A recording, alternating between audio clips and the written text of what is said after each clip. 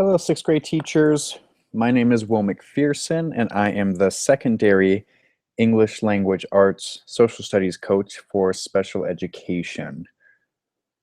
I am here to assist you in utilizing the information that you have received from the iReady reading diagnostic and taking that information along with a few other data points to make some intentional course enrollment decisions for your sixth grade students as they transition to junior high next year.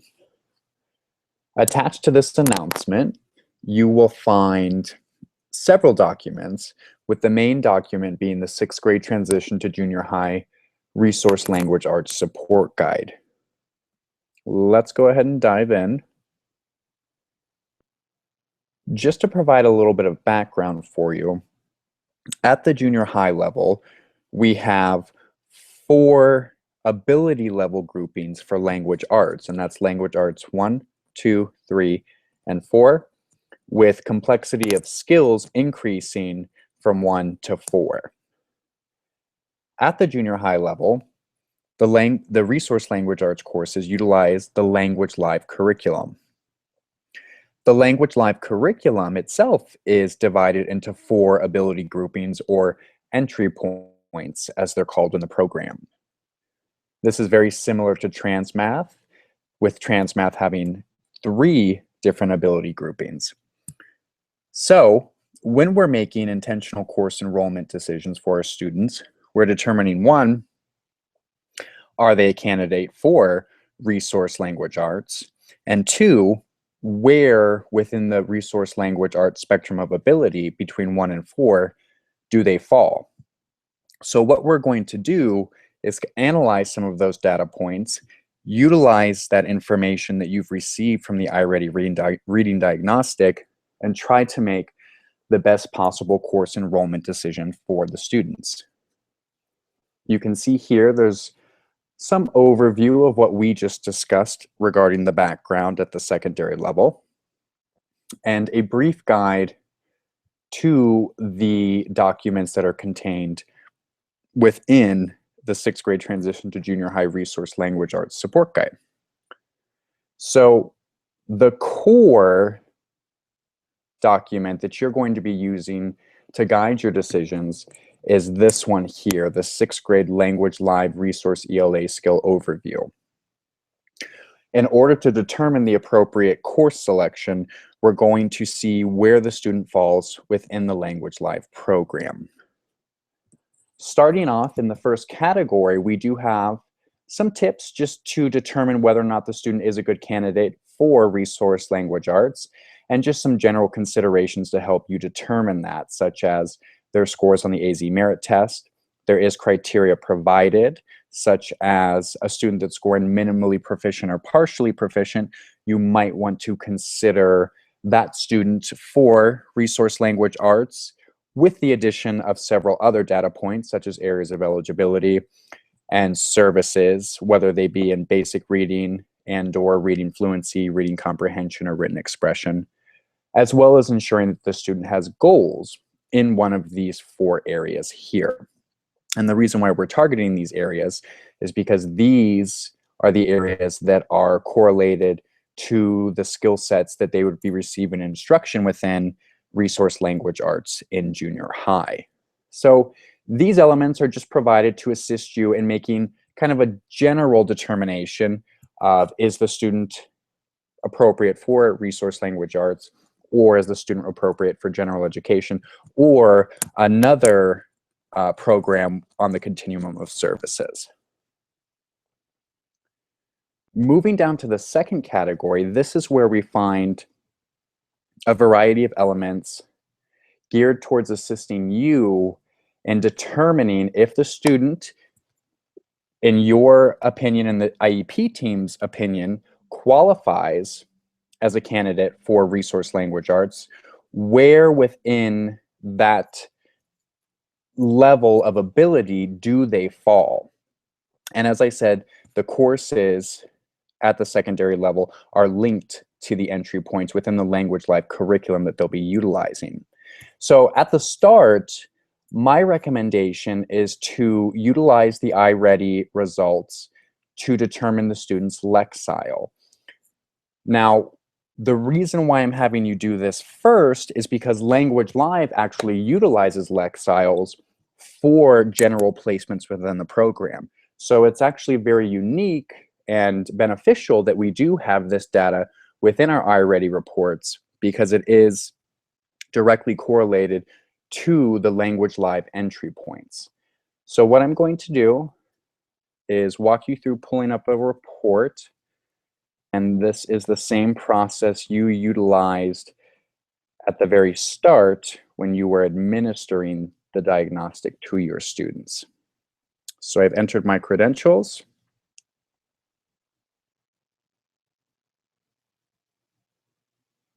I'm going to select the Reports tab. I'm going to select the Student Reports subtab, and then Student Profile.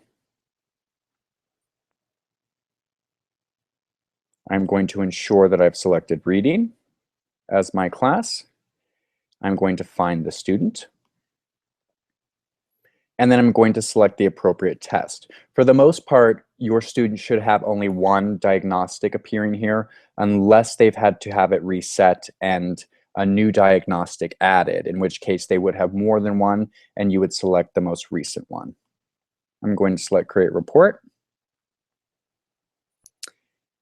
And to pull the Lexile from this report, you simply select the Lexile performance domain over here to the right. And when that's selected, you can see here, you are given a Lexile measure in addition to a Lexile range.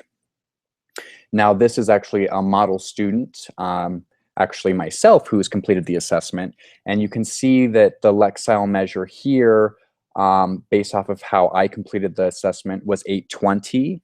What I'm actually going to utilize, though, is the 720 score here. We do want to consider the Lexile range when we're making the decision, because a Lexile is not necessarily concrete. It is typically 100 below and or 50 above, somewhere within that range, based off of the concrete score that's given. So I'm actually going to use 720. You can typically use any score within this range, but since we're looking for one number to kind of make a decision, I'm going to go with the lower number just to err on the side of caution. So with a Lexile of 720, hopping back into the document, I can see, utilizing the criteria here, that a 720 Lexile score would fall within the entry point level 2, unit 1. I'm going to go ahead and highlight this. It's already done. And this will actually just help me organize information. You're not going to submit this document to anyone, but it's really geared towards helping you collect all the data in one place and then make a more informed and efficient decision. So what I've done is found kind of the general entry point where the student should be starting. Now, I can't just stop there because it is a generalized entry point. I do want to dig a little deeper and ensure that that is the most appropriate entry point for the student. The next step is moving on to the second element, which is word training, scope, and sequence analysis. And what I'm going to actually do is utilize the scope and sequence of the Language Live program within the word training component to determine if the entry point that I've selected here is appropriate, or if there is a more appropriate entry point for the student. And I have actually included, if you scroll down, the word training scope and sequence. And you can see it is divided up by entry points. We have the first entry point, level 1, unit 1, the second entry point of level 1, unit 5, and the third and fourth entry point. So we determined, based off of the Lexile from the iReady report, that the student falls generally within the level 2, unit 1 entry point, and I'm actually going to utilize the scope and sequence and identify skill sets within that entry point the student already possesses And it's as simple as making a check mark, or in this case, highlighting. And I've provided an example for you. I've determined, based off of the iReady results, and if you recall, each domain provides you with student strengths and student needs. So I would be looking at the strengths. And specifically, I would be looking at phonological awareness, phonics, high frequency words, and vocabulary.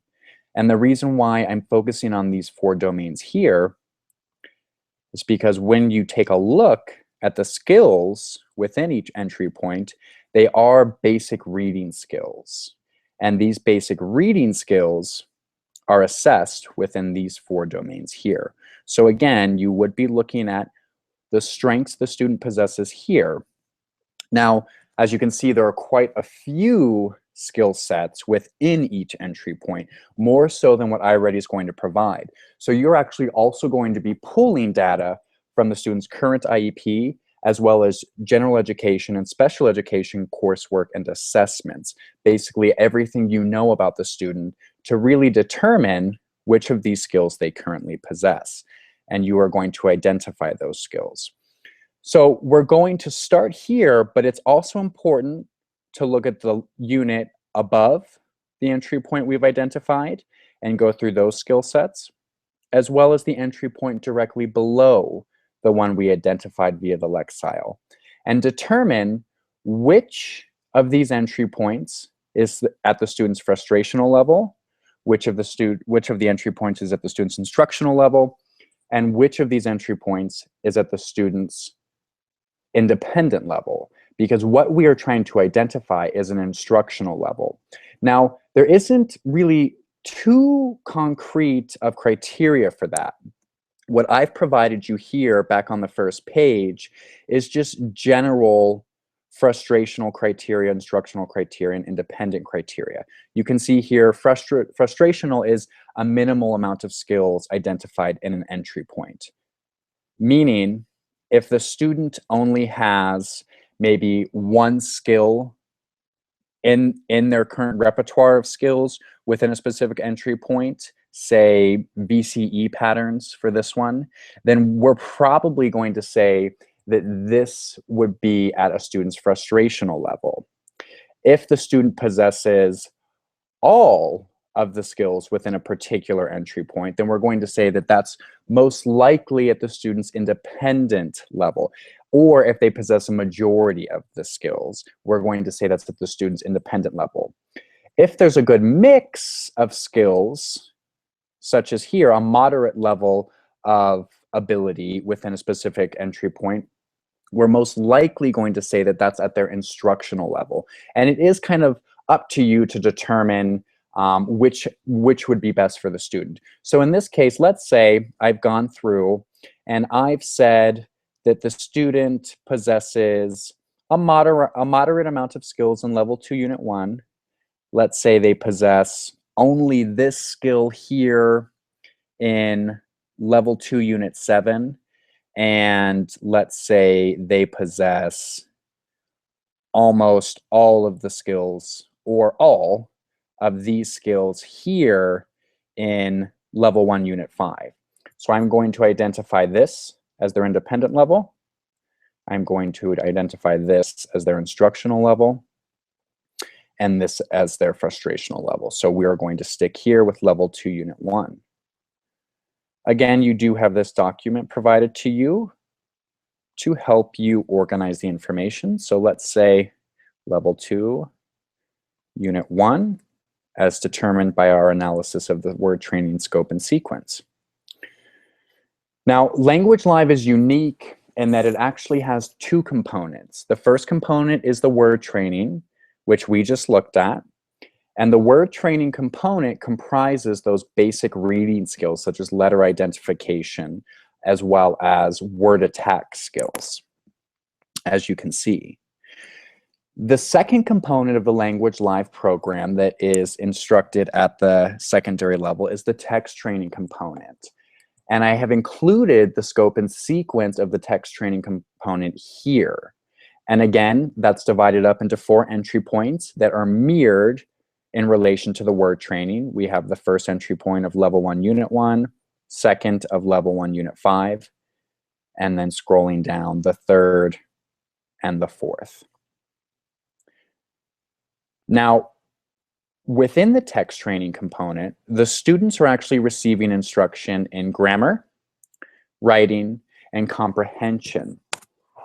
The text training is closely identified with college and career ready standards, and this is where the students are receiving access to those general education standards and increasing those more complex abilities in the area of reading and writing that they need to possess to move into the general education setting.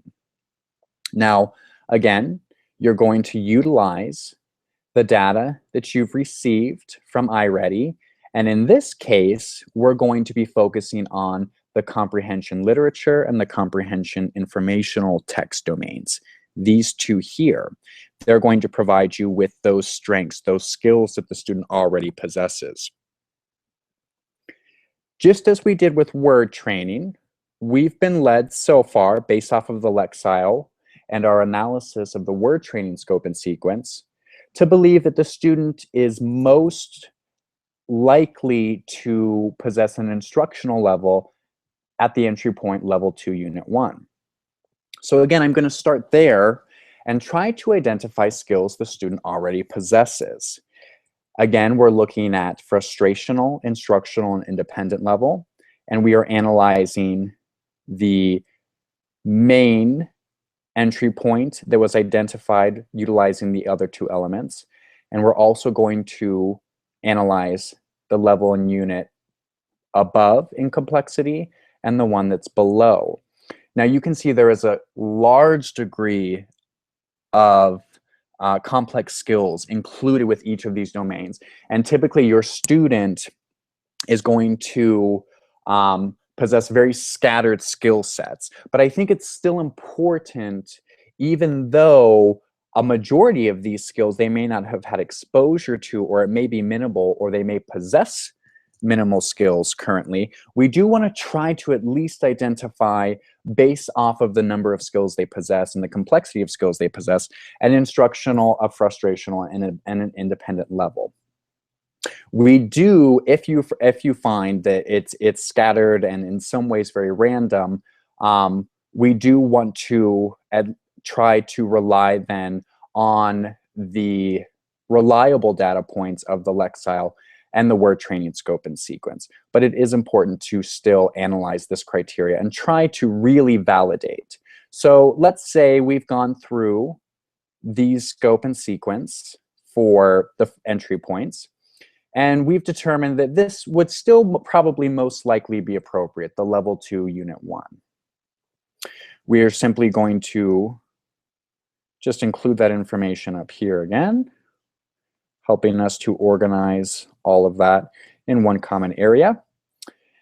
And based off of these 3 data points, the Lexile, our analysis of the word training scope and sequence, and our general analysis with the text training scope and sequence, we're going to determine where the student falls. Now, sometimes these may not agree based off of your analysis, and it really takes knowledge of the student's skill sets as you know them, knowledge of their IEP, and conversing with the team members of the student, such as the general education teacher, speech and language, special education, anybody that would have knowledge on the student's general reading and writing abilities, bringing them into the conversation, allowing them to view some of these data points, and pulling in any information they have to kind of sort out any conflict you may have between these 3 elements.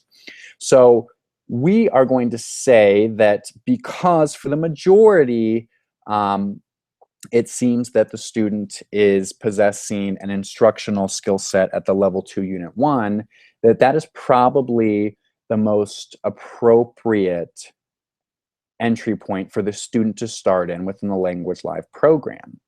Now, as I said when we first began this tutorial, there are 4 Language Live entry points, and those are correlated to the 4 ability level groupings for language arts in 7th grade. So since the student is a level 2 unit 1, that is directly correlated to language arts 3. And in enrolling the student within a course for next year, when I fill out that course card or provide that information to the student's junior high campus, I would enroll them within Language Arts 3. Now, because the scope and sequence have such a variety of skill sets, it may be hard to try to really determine which skills the students already possess unless you have administered copious amounts of assessments within basic reading, within comprehension, writing, and grammar. If you find that there are some gaps that you have in terms of identifying student abilities, I have included within this announcement a variety of other assessments that you are more than welcome to utilize and administer to the students to determine some of those more discrete skill sets. You can see here I have two basic reading screeners that are available for you. I have 2 different reading fluency screeners, just if you want general knowledge of, is the student at an oral reading fluency level that is in relation to their peers? Is it maybe 1 or 2 grade levels below? Or is it significantly below? Same thing with reading comprehension as well. I have 2 assessments that allow you to generally gauge, is the student on level, is the student several grade levels below, or significantly below. And these can help you to really pinpoint some of these skill sets. For example, the basic reading screeners I provide can help determine word training skill sets. And some of those fluency and comprehension skill sets could really help you here within the text training scope and sequence.